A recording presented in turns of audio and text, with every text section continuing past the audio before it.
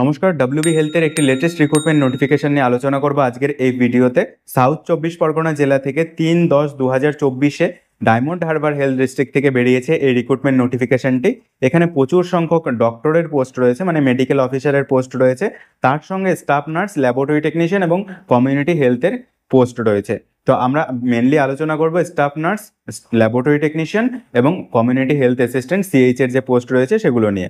তো স্টাফ নার্সের এখানে দুটো ভ্যাকেন্সি রয়েছে, দুটোর মধ্যে একটি আনরিজার্ভের, একটি এসটির। আর ল্যাবরেটরি টেকনিশিয়ানের জন্য একটি ভ্যাকেন্সি রয়েছে, সেটিও এসটির পোস্ট।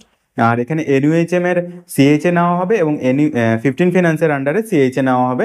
15 ফিনান্সের সিএইচএ দুজনকে নেওয়া হবে, একজন এসসি একজন এসটি।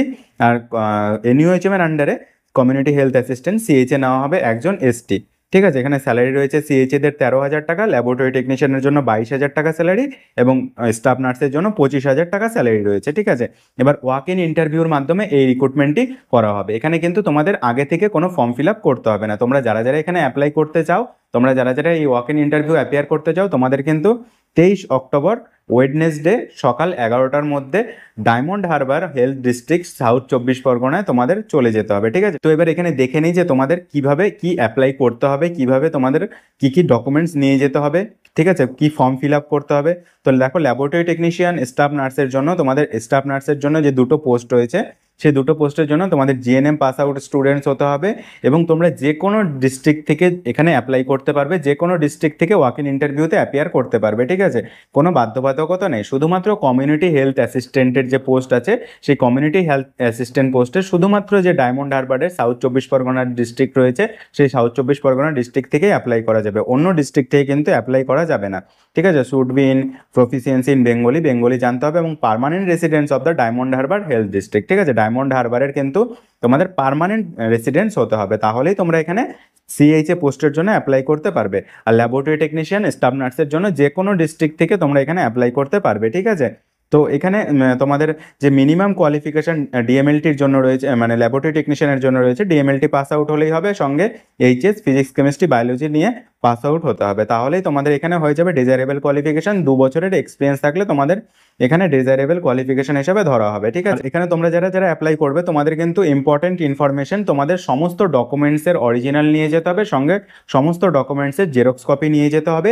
আর যেটা করতে হবে, তোমরা যারা যারা জেনারেল ক্যান্ডিডেট আছো, তোমাদের 100 টাকার একটি ডিমান্ড ড্রাফট করতে হবে এবং যারা যারা এসসি এসটি ওবিসি আছো, তোমাদের 50 টাকার ডিমান্ড ড্রাফট করতে হবে। DHNFWS ডায়মন্ড হারবার হেলথ ডিস্ট্রিক্টের payable at diamond Harbour must be submitted along with the application during the interview. ঠিক আছে, ইন্টারভিউর সময় তোমাদের এই ডিমান্ড ড্রাফটটি ওখানে সাবমিট করতে হবে। ঠিক আছে, এটা কিন্তু তোমাদের নিয়ে যেতে হবে 23/10/2024-এ।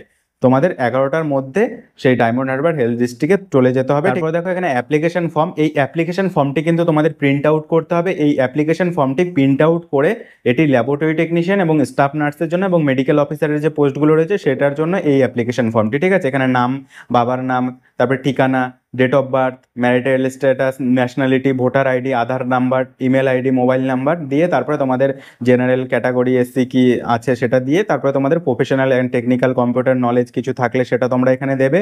এডুকেশনাল কোয়ালিফিকেশন তারপরে দেবে। এখানে স্টাফ নার্স তোমরা যারা আছো মাধ্যমিক থেকে দেবে, আর যারা ল্যাবরেটরি টেকনিশিয়ান আছো তোমরা এখানে উচ্চ মাধ্যমিক থেকে দেবে, মাধ্যমিকও দিতে পারো, কোনো সমস্যা নেই।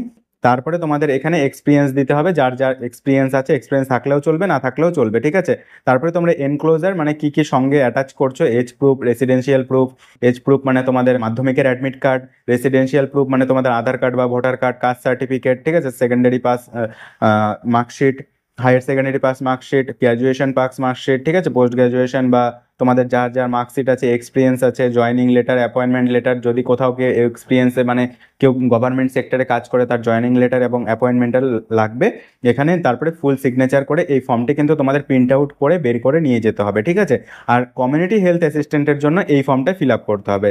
শুধুমাত্র যারা যারা সাউথ 24 পরগনা জেলার পার্মানেন্ট রেসিডেন্ট আছে তারাই কিন্তু কমিউনিটি হেলথ অ্যাসিস্ট্যান্টের জন্য এই পোস্টে অ্যাপ্লাই করতে পারবে। তো তোমরা যারা যারা অ্যাপ্লাই করতে চাও অবশ্যই ওয়াক ইন ইন্টারভিউ অ্যাপিয়ার করতে পারো, আগে থেকে ফর্ম ফিল আপ করার কোনো দরকার নেই। তোমাদের যদি কোনো প্রশ্ন থেকে থাকে তাহলে অবশ্যই কমেন্টে জানিও। চ্যানেলে নতুন হলে চ্যানেলটিকে সাবস্ক্রাইব করে দিও, ভিডিওটিতে একটি লাইক করে দিও। Thank you.